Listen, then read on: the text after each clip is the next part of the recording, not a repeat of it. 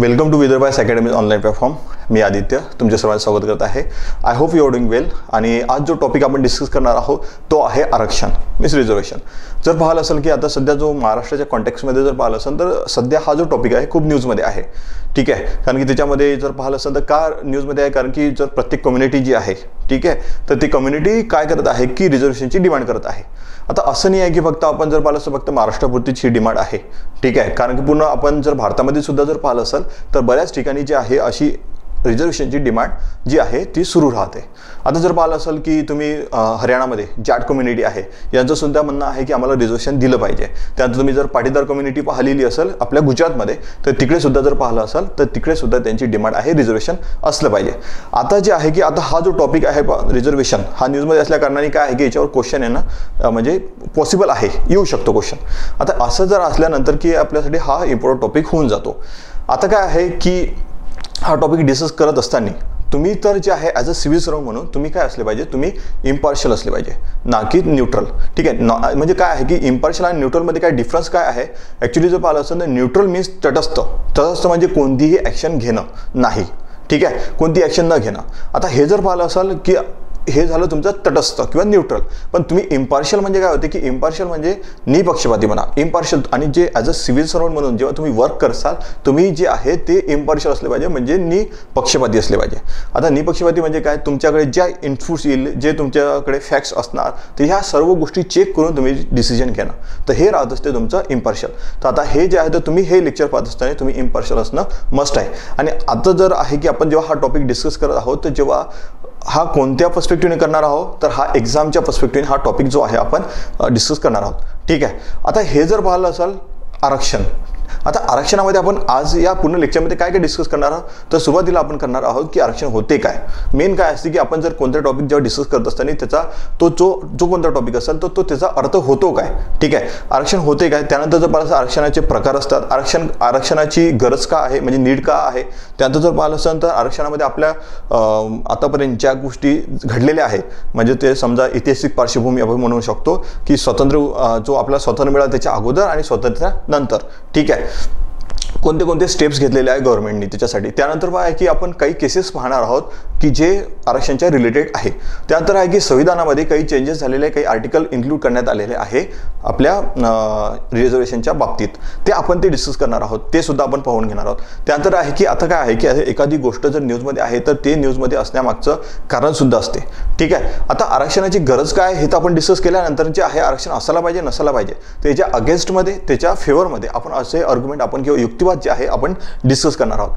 ठीक आहे, त्यानंतर आता जे आहे तर इंडियन जी रिझर्वेशन पॉलिसी आहे तर याचं फ्युचर काय असलं पाहिजे, किंवा आपण या फ्युचरमध्ये काय रिकमेंडेशन देऊ शकतो किंवा वे फॉरवर्ड काय सांगू शकतो आपण, ते सुद्धा डिस्कस करणार आहोत. आणि त्यानंतर लास्टमध्ये कन्क्ल्युजन. आणि त्यानंतर आहे की सर्वात शेवटी तुम्हाला मी 2 क्वेश्चन देणार आहे. 2 क्वेश्चन दिल्यानंतरचे आहे त्या क्वेश्चनचं तुम्हाला प्रॅक्टिस करायचं आहे. ते मेन्सचे क्वेश्चन राहणार आहे, ते प्रॅक्टिस करायचं आहे. तुम्ही ते क्वेश्चन लिहिल्यानंतर तुम्ही ते अकॅडमीला फॉरवर्ड करा, अकॅडमी मला फॉरवर्ड करणार. आणि जे मी ते त्याचं ते जे चेक करून तुम्हाला मी पुन्हा अकॅडमीला फॉरवर्ड केला ते तुमच्यापर्यंत पोहोचून जाईल. तर ते अकॅडमीचा नंबर जो राहणार, कोणत्या नंबरवर तुम्हाला सेंड करायचा आहे तो तुम्हाला एकतर कमेंट बॉक्समध्ये नाही तर डिस्क्रिप्शनमध्ये तुम्हाला दिला जाईल. ठीक आहे, तर सुरुवातीला जे आहे की रिझर्वेशनपासून आपण स्टार्ट करणार की रिझर्वेशन होते काय. आता आणि दुसरं की आपण जेव्हा रिझर्वेशन आपण डिस्कस करणार आहोत तर हे सर्व आपण इंडियन कॉन्टेक्स्टमध्ये करणार आहोत. ठीक आहे, भारतामध्ये रिझर्वेशन पॉलिसी कशी आहे किंवा भारतात कोणते कोणते पावले उचलल्या गेलेली आहे, त्याच्यामध्ये महाराष्ट्र सुद्धा इन्क्लूड होऊन जाईल.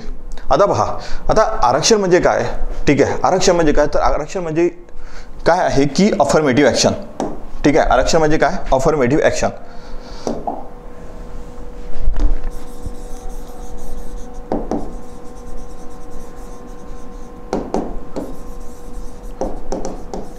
ठीक आहे, तर म्हणजे सकारात्मक कृती. आता अफर्मेटिव्ह ॲक्शन जर पाहिलं असेल तर त्याच्या 2 मेथड्स आहे. ठीक आहे, तर एक जर मेथड आहे ती म्हणजे तुमची रिझर्वेशन, म्हणजे तुमचं आरक्षण. आणि नंतर आहे प्रिफरन्स, म्हणजे प्राधान्य.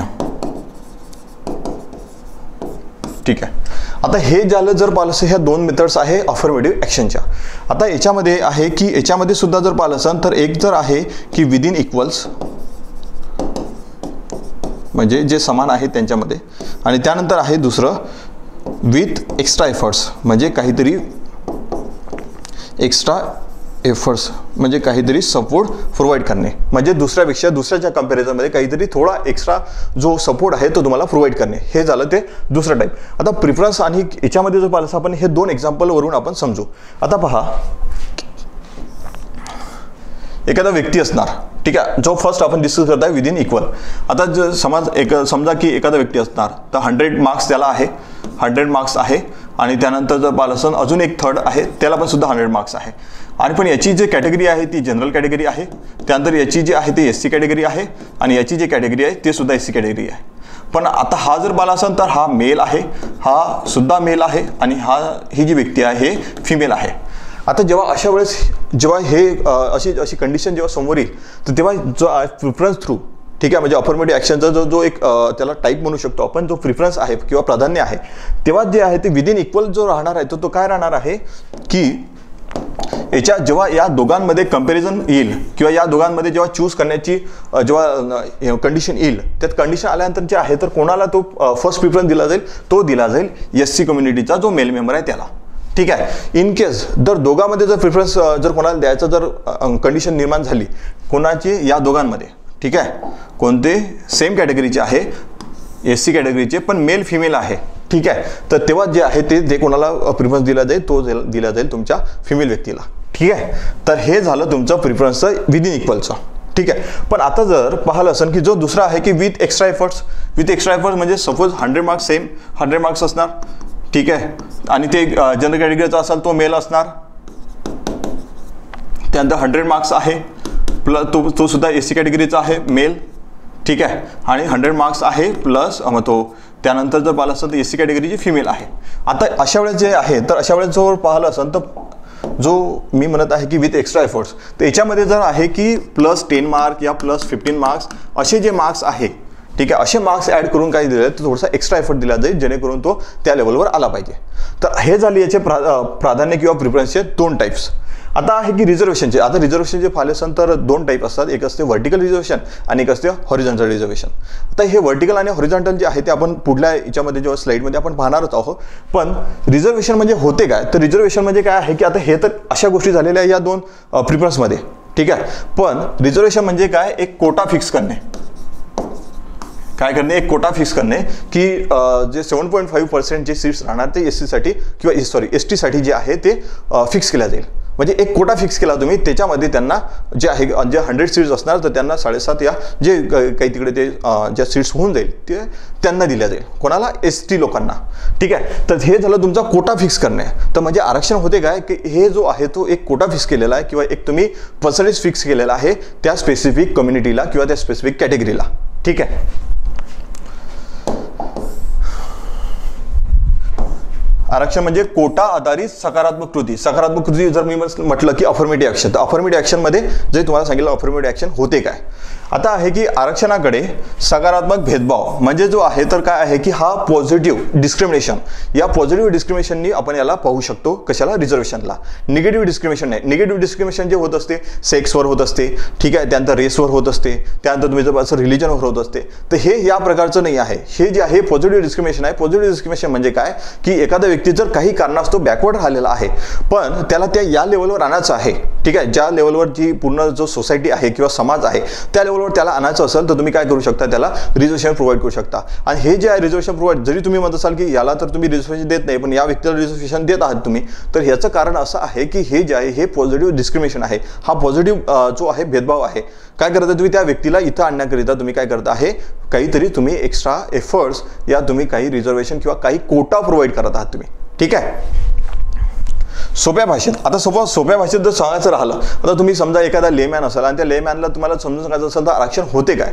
तर आरक्षण म्हणजे काय, समजा सरकारी नोकऱ्या असणार, ठीक आहे, काही शैक्षणिक संस्था असणार, ठीक आहे, आधी जर तुम्ही पाहिलं असाल काही आपलं पार्लमेंट आहे म्हणजे काय संसद आहे, त्यानंतर राज्य विधानसभा आहे किंवा विधान परिषद आहे. तर अशा ज्या गोष्टी आहेत यांच्यामध्ये काय आहे की त्यांच्यासाठी काही सीट्स जे आहेत ते रिझर्व्ह करून ठेवणं. ठीक आहे. म्हणजे त्याच्या सीट्स या अलाउड करून देणं की तुमचे हे फिक्स सीट आहे, SCचे असो, STचे असो, OBCचे असो, ह्या तुमच्या सीट्स आहे. तर याला सुद्धा जर म्हटलं जात असते आरक्षण. हे सोप्या भाषेत तुम्हाला एखाद्या लेमॅनला तुम्हाला समजून सांगायचं असेल तर तुम्ही अशा प्रकारे तुम्ही समजून सांगू शकता. सांगायचे तर भारतातील आरक्षण म्हणजे सरकारी नोकऱ्या, शैक्षणिक संस्था, लोकसंख्येच्या काही विशिष्ट वर्गांसाठी विधानसभेतील आणि संसदेतील सुद्धा जागा आरक्षित करणे. ठीक आहे. आरक्षणाला सकारात्मक भेदभाव म्हणून देखील पाहिले जाते. जे सांगितले मी, भारतातील आरक्षण हे भारतीय राज्यघटनेद्वारे विविध सुधारणाद्वारे समर्थित सरकारी धोरण आहे. आता पहा, तुम्ही काही गव्हर्नमेंट सिस्टममध्ये असताना जर तुम्ही कोणतीही ॲक्शन घेत असाल तर ते कॉन्स्टिट्यूशनला धरून असलं पाहिजे. ठीक आहे. कॉन्स्टिट्यूशनच्या आधारावर असलं पाहिजे. जर त्याला कॉन्स्टिट्यूशन बॅकअप नसलं तर ते जे आहे ते नल अँड वॉइड ठरू शकते, तुम्ही जर सुप्रीम कोर्टमध्ये हायकोर्टमध्ये त्याला चॅलेंज केलं तर. ठीक आहे. तर म्हणून जे आहे आरक्षण सुद्धा जे आहे ते तुम्ही जर पाहिलं आरक्षणामध्ये आपल्या कॉन्स्टिट्यूशनमध्ये काही चेंजेस करण्यात आलेले किंवा काही आर्टिकल त्याच्यामध्ये ॲड करण्यात आलेले आहे, तर ते जे आहे ते राज्यघटनेद्वारे किंवा राज्यघटना समर्थित एक सरकारी धोरण आहे. म्हणजे हे गव्हर्नमेंट पॉलिसी आहे, हे जर प्रायव्हेट पॉलिसी नाही आहे, ही गव्हर्नमेंट पॉलिसी आहे. तर म्हणून जे आहे आरक्षण आपण असं समजू शकतो आरक्षण म्हणजे होते काय. त्यानंतर आहे भारतातील आरक्षणाचा उद्देश. ठीक आहे. आता जेव्हा तुम्ही कोणतीही पॉलिसी आणत असाल तर त्याचा एम किंवा त्याचा मोटिव्ह तुम्हाला माहित असला पाहिजे. तो काय आहे किंवा उद्देश काय आहे. आता जर पाहिलं असेल तर भारतीय राज्यघटनेनुसार आरक्षण देण्याची 2 मुख्य उद्दिष्ट आहे. ठीक आहे. त्याचे 2 जे पाहिलं असेल तर 2 प्राईम मोटिव्ह आहे. तर ते एक पहिलं तर आहे तर प्रगती आणि एक आहे की पुरेसे प्रतिनिधित्व. आता काय आहे की काही जर पाहिलं असेल तर काही जे राहिलेले आहे, बॅकवर्ड राहिलेले किंवा मागास राहिलेले जी लोकसंख्या आहे किंवा काही कम्युनिटी असेल किंवा काही कोणता समाज असेल, तर हे जे आहे या लोकांना काही जे आहे त्यांची प्रगती करणं. म्हणजे जसं मी सांगितलं, एखादी अशी लेवल सोसायटी जी आहे इस्टॅब्लिश झालेली आहे, पण ते जे बॅकवर्ड आहे त्यांना पूर्ण वर आणण्याकरता किंवा त्यांच्या लेवलवर किंवा त्यांच्या जवळपास तरी आणण्याकरता जे आहे जेणेकरून त्यांची प्रगती झाली पाहिजे, तर याच्यासाठी जे आहे तर याचा प्राईम मोटिव्ह आहे. त्यानंतर दुसरा आहे की पुरेसे प्रतिनिधित्व. आता तुम्ही पाहिलं असाल बऱ्याचशा ज्या गव्हर्नमेंट सर्व्हिस असते किंवा तुम्ही हे म्हणू शकता की तुम्ही MLA असो या MP असो, म्हणजे आमदार खासदार असो, याच्यामध्ये जर पाहिलं असेल तर कोणत्या एखाद्या स्पेसिफिक कम्युनिटीचं काय वर्चस्व असते. तर अशा ज्या आहे की त्यांना मग जर जे बॅकवर्ड कम्युनिटी आहे त्यांना ते प्रॉपर रिप्रेझेंटेशन मिळत नाही. ठीक आहे. ॲडव्होकेट रिप्रेझेंटेशन मिळत नाही, तर त्यामुळे काय होते की त्यांची प्रगती सुद्धा होत नाही. तर यासाठी सुद्धा म्हणजे त्यांना प्रतिनिधित्व मिळण्याकरिता सुद्धा जे आहे याचा उद्देश आहे आरक्षणाचा. म्हणूनच जर पाहिलं असेल तुम्ही, मी सांगितलं संसदेत असो या राज्य विधानसभेमध्ये त्यांना जे आहे काही सीट्स जे आहे आरक्षित केल्या जातात. किंवा तुम्ही लोकल गव्हर्नमेंट जे आहे ना, समजा ग्रामपंचायत आहे किंवा तुमचं पंचायत समिती आहे, जिल्हा परिषद आहे, अशा याच्यामध्ये सुद्धा जर पाहिलं असेल तर त्यांना जे काही सीट्स अलाउड करून दिल्या जात असतात. ठीक आहे. इव्हन तुम्ही पाहिलं असेल की 33% जे आहे सीट्स जे सरपंच असो हे जे आहेत हे महिलांसाठी आरक्षित आहे. ठीक आहे. तर एक तर आहे प्रगती झाली पाहिजे आणि दुसरं त्यांना पुरेसे प्रतिनिधित्व मिळालं पाहिजे. तर SC कम्युनिटी आहे, त्यानंतर ST आहे किंवा OBC आहे, तर यांना जर पाहिलं असेल तर आर्थिक हे जे आहे आणि आर्थिकदृष्ट्या दुर्बल घटक म्हणजे EWS जे आता नवीन ॲड झालेलं आहे 10%. ठीक आहे. तर त्यांना जे पाहिलं असेल तर आपलं आर्टिकल 15(4), त्यानंतर 15 सबक्लॉज 5, त्यानंतर मग 15 सबक्लॉज 6, तर असे जे आहे तर हे त्याच्यामध्ये इन्क्लूड केलं गेलं आहे. ठीक आहे. त्यानंतर आहे की राज्य अंतर्गत सेवामध्ये कोणत्याही मागासवर्गीय नागरिकांचे किंवा आर्थिकदृष्ट्या दुर्बल घटकांची म्हणजे EWS अनुच्छेद 16 सबक्लॉज 4 आणि 16 सबक्लॉज 6, तर असे जे आर्टिकल आहेत तर याच्यामध्ये जे आहे तर यांना जे पुरेसं प्रतिनिधित्व मिळालं पाहिजे, तर यासाठी ते आर्टिकल आहे. ठीक आहे. तर हे झाला त्याचा उद्देश. त्यानंतर की सरकारी नोकऱ्यामध्ये भारतात आरक्षण कोटा म्हणजे कोटा किती दिलेला आहे. जर तुम्ही पाहिलं असाल की जे कॅटेगरी म्हणजे जे कोणती कॅटेगरी आहे त्यांना आरक्षण किती पर्सेंटमध्ये दिलेलं आहे, तर ST साठी जे आहे 7.5%, त्यानंतर आहे SC साठी जे आहे ते 15%, ST साठी 7.5%, SC साठी 15%, OBC साठी 27% आणि EWS 10%. म्हणजे टोटल जर पाहिलं असेल तर 59.50%. ठीक आहे. 59.50% जे आहे एवढ्या जे कोटा फिक्स केलेला आहे या कम्युनिटीसाठी. ठीक आहे. आणि याच्यामधूनच जर पाहिलं असेल तर आता समजा याच्यामध्ये जर पाहिलं असेल जर ST असेल तर SC मध्ये असो या SC मध्ये असो या OBC मध्ये असो या याच्यामध्ये असो, तर याच्यामध्ये सुद्धा जर पाहिलं असेल तर काही जे सीट्स असतात ते महिलांसाठी आरक्षित केल्या जात असतात, काही अपंगासाठी आरक्षित केल्या जातात म्हणजे दिव्यांग. ठीक आहे. तर अशा लोकांसाठी याच्यातूनच आरक्षण जे आहे ते दिल्या जात असते. ठीक आहे. आता आहे की भारतासाठी आरक्षण आवश्यक का आहे. म्हणजे मी जसं सांगितलं आपण जो पूर्ण टॉपिक डिस्कस करणार आहोत तो इंडियन कॉन्टेक्स्टमध्ये करणार आहोत. तर मग भारतासाठी आरक्षण महत्त्वाचं किंवा नेसेसरी का आहे, तर ते जर पाहिलं असेल तर सुरुवातीला आहे की ऐतिहासिक अन्याय. आता तुम्ही पाहिलं असाल जेव्हा तुम्ही आपल्या भारताला स्वातंत्र्य मिळायच्या अगोदर, ठीक आहे, जो तुम्ही एन्शियंट किंवा मिडिवल हिस्ट्रीमध्ये जर पाहिलं असेल तर अशा वेळेस काय आहे की सुरुवातीला एन्शियंट हिस्ट्रीमध्ये पहा तुम्ही वर्ण सिस्टम आलेलं होतं. ठीक आहे, म्हणजे जर पाहिलं असेल की ब्राह्मण जे आहे ज्ञानाचं काम करणार, त्यानंतर तुम्ही क्षत्रिय पाहिलं असणार ते फक्त वॉर या युद्धाचं काम करणार, त्यानंतर वैश्य आहे ते व्यापार करणार आणि शूद्र जे आहे ते त्यांची सेवा करणार. अशा प्रकारचं ते वर्ण सिस्टम होतं. त्यानंतर मग काय आलं की कास्ट सिस्टम आलं. कास्ट सिस्टम म्हणजे एखादा जर कोणी जर व्यापार करत असेल, समजा जर कोणी माळ्याचा व्यापार करत असेल तो माळी झाला, ठीक आहे, कोणी शेती करत असेल तो कुणबी झाला. तर अशा प्रकारचं जर पाहिलं असेल ना तर हे जे आहे तर असं हे कास्ट सिस्टम आलं. ठीक आहे, आणि याच्यामुळे काय आहे की काही लोकांनाच मग काय आपण म्हणतो की त्यांना ऑपॉर्च्युनिटी मिळाली की ते जे आहे ते पुरेसं त्यांना जे ज्ञान प्राप्त करणं या बाकीच्या गोष्टी करणं त्यांच्यासाठी, आणि बाकीचे फक्त काम करणार. तर अशामुळे हा जो होता तो जो ऐतिहासिक अन्याय झालेला आहे त्यांच्यावर, म्हणजे ते तुम्ही हिस्ट्रीमध्ये जर पाहिलं असेल तर हे त्यांच्यावर अन्याय झाल्या कारणामुळे काय आहे ते थोडे बॅकवर्ड राहिले. ठीक आहे, तर यांना जे आहे तर मग तुम्हाला जर त्या बॅकवर्ड राहिल्यानंतर त्यांना समोर आणण्याकरिता, ठीक आहे, समोर आणण्याकरिता काय आहे की तुम्हाला एक आपण म्हणतो की सपोर्ट तुम्हाला द्यावा लागणार. तर हे काय आहे की आरक्षण का महत्त्वाचं आहे, एकतर त्यांच्यावर ऐतिहासिक अन्याय झाला त्या कारणाने. आरक्षण हा ऐतिहासिक अन्याय दूर करण्याचा आणि दलित आणि आदिवासींसारख्या उपेक्षित समुदायांचा संधी प्रदान करण्याचा एक मार्ग आहे. दलित आहे, ठीक आहे, दलित पाहिलं असाल किंवा तुम्ही जर पाहिलं असाल आदिवासी कम्युनिटी आहे म्हणजे ट्रायबल आहे, ते जे आहे तर त्यांच्यावर खूप जास्त अन्याय झालेला होता अगोदर. तर त्यांना जे आहे अशी एक संधी प्रोव्हाइड करणं किंवा ऑपॉर्च्युनिटी प्रोव्हाइड करणं जेणेकरून ते आहे त्यांची प्रगतीसुद्धा झाली पाहिजे. त्यानंतर आहे की जाती व्यवस्था. जसं मी सांगितलं, जाती व्यवस्था जी भारतीय समाजाचा फार पूर्वीपासूनचा एक भाग आहे, अगोदरपासूनचा भाग आहे तो. त्यानंतर पारंपरिकपणे काही गटांना सामाजिक आणि आर्थिक स्थानावर खाली आणले गेले आहे. म्हणजे काय आहे की काही जर पाहिलं असेल तर अशामुळे काय झालेलं आहे की जे त्यांचं एक सोशल स्टेटस असो या तुमचं आपण म्हणतो इकॉनॉमिकल स्टेटस असो, तर ते जे आहे तर त्या स्टेटसवर येण्याकरिता ते काय झालेले आहे, ते अगोदर काय झाले खाली गेले. त्या स्टेटसवर त्यांना पुन्हा तुम्हाला आणावं लागणार आहे किंवा तुम्हाला मेन स्ट्रीममध्ये म्हणजे मुख्य प्रवाहात तुम्हाला आणावं लागणार आहे. त्याकरिता सुद्धा तुम्हाला आरक्षण काय आहे महत्त्वाचं आहे. आणि हे कशामुळे जर पाहिलं असेल जाती व्यवस्था, जसं मी सांगितलं की कोणता एखादा व्यक्ती जर काम करत असेल ना तोच काम करणार, तो दुसरं काम करणार नाही. आता जर पाहिलं असेल तर आपण कोणतेही आपल्या म्हणण्यानुसार आपण काय करू शकतो, काहीही करू शकतो. जो तुम्हाला जॉब करायचा जॉब करू शकता किंवा कोणत्याही गव्हर्नमेंट सर्व्हिसमध्ये करू शकता किंवा तुम्हाला जे कोणतं तुम्हाला सेक्टर चूज करायचं आहे तिकडे तुम्ही जाऊ शकता. पण अगोदर असं नव्हतं.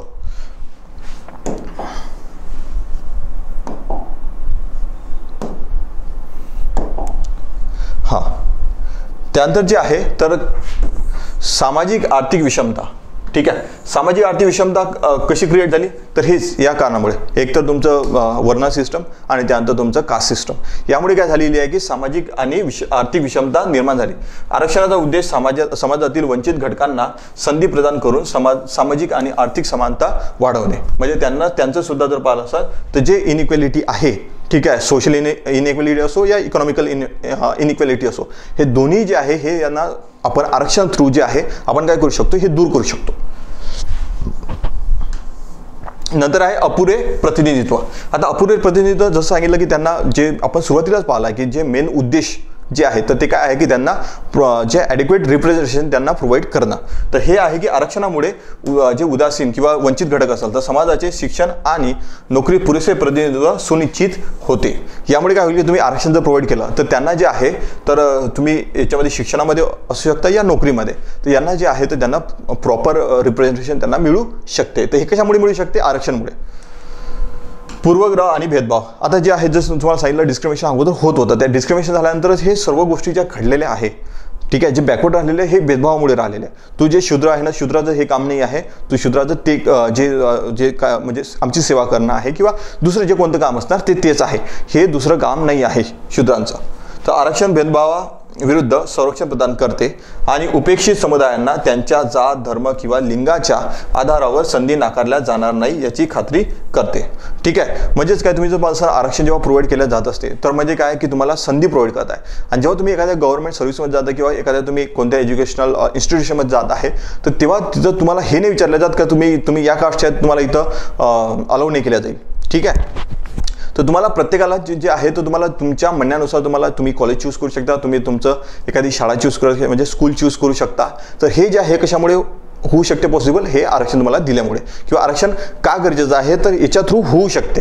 ठीक आहे, असं नाही की फक्त आरक्षणानेच होईल, पण बाकीच्या सुविधा आपण काय जेव्हा आपण जेव्हा डिस्कस करत आहोत की भारतासाठी आरक्षण का महत्त्वाचं आहे, तर हे त्याच्यामधला हा एक पॉईंट आहे की तुम्हाला जे आहे तर भेदभाव होण्याचे चान्सेस कमी आहे.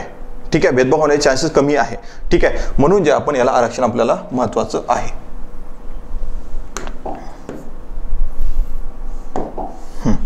त्यानंतर की भारतातील आरक्षण धोरणाची ऐतिहासिक पार्श्वभूमी.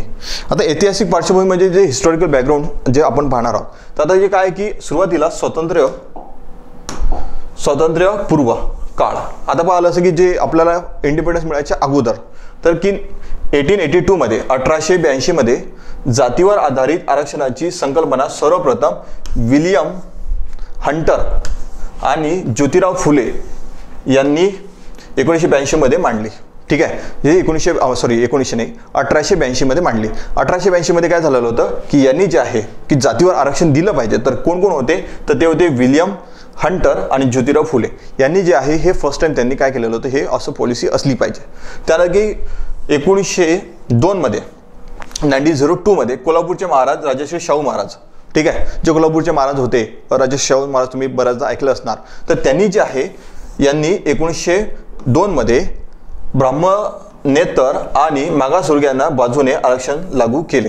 ठीक आहे, म्हणजे जर पाहिलं असं तर आपल्या महाराष्ट्रामध्ये, ठीक आहे, तर महाराष्ट्रामध्ये जर पाहिलं असं तर जे राजश्री शाहू महाराज होते ते यांनी काय केलं होतं, आरक्षण जे मागास आहे त्यांच्यासाठी जे आहे तर आरक्षण त्यांना देणं सुरू केलेलं होतं.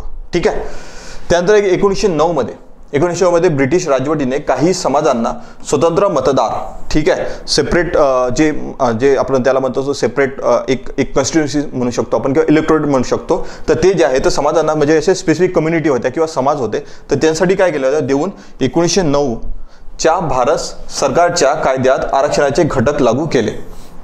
आता तुम्हाला माहित असेल की भारताचं जे म्हणजे आपण जे ब्रिटिश होते ते त्यांनी काही कायदे आणलेले होते. तर जर कायदे पाहिलं असेल 1909चा कायदा, 1919चा कायदा आहे, त्यानंतर तुम्ही नंतर पाहिलं असेल 1935चा कायदा आहे. तर असे जे आहे तर अगोदर चार्टर ॲक्ट होता, त्यानंतर मग गव्हर्नमेंट ऑफ इंडिया ॲक्ट आला.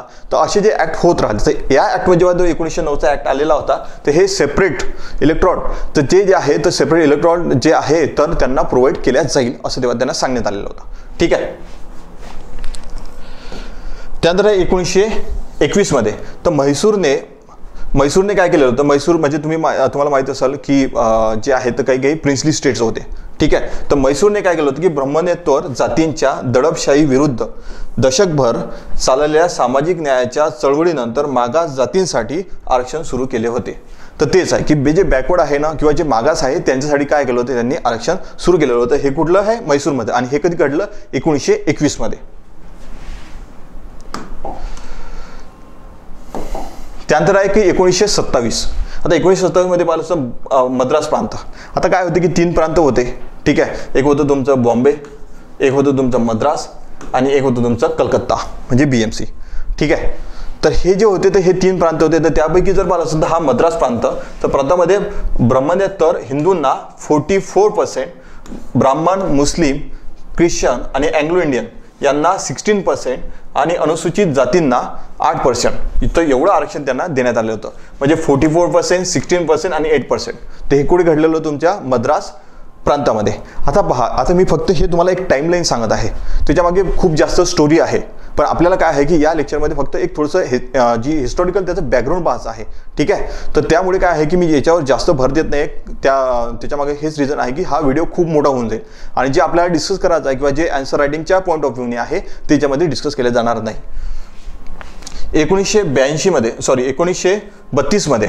1932 मध्ये मॅकडोनाल्ड कम्युनल अवॉर्ड. आता तुम्हाला 1932 मध्ये जे कम्युनल अवॉर्ड जे आहे तर हे जे आहे तर यांनी ब्रिटिशांनी देण्यास, ठीक आहे, ब्रिटिश म्हटले होते की आम्ही हे देऊ, तर दलितांसह वंचित वर्गांसाठी स्वतंत्र मतदारांसाठी प्रदान करण्यात आला. म्हणजे जर पाहिलं असेल मतदारसंघ, एक स्वतंत्र मतदारसंघ जो आहे तो त्यांना प्रोव्हाइड केला जाईल असं कम्युनल अवॉर्डमध्ये सांगण्यात आलेलं होतं. ठीक आहे, आणि तथापि नंतर जर आहे की मग असं झाल्यानंतर की हे महात्मा गांधी जे होते तर महात्मा गांधींना हे गोष्ट पटली नव्हती. ठीक आहे, म्हणून काय महात्मा गांधी जेव्हा त्यांना हे गोष्ट पटली नाही, तर मग जे BR आंबेडकर होते, ठीक आहे, आणि BR आंबेडकर आणि महात्मा गांधी यांच्यामध्ये जर पाहिलं असेल तर पुन्हा पॅक्ट झालेला होता.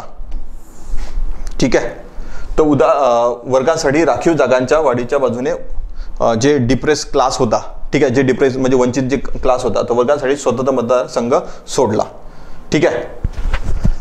त्यानंतर 1935 मध्ये, तर 1935च्या भारत सरकारच्या, म्हणजे जसं मी तुम्हाला सांगितलं की 1909 मध्ये, 1919 मध्ये, 1935 मध्ये असे जे भारत सरकारचे कायदे येत होते, तर कायद्यांद्वारे वंचित वर्ग किंवा उदासीन वर्ग, महिला आणि कामगार यांना स्वतंत्र मतदार संघ देऊन जातीय प्रतिनिधित्वाचा विस्तार केला, ठीक आहे. म्हणजे काय आहे की जे क्लास रिप्रेझेंटेशन होतं तर याचं जे आहे हे थोडंसं एक्सपांड करण्यात आलं होतं 1935 मध्ये.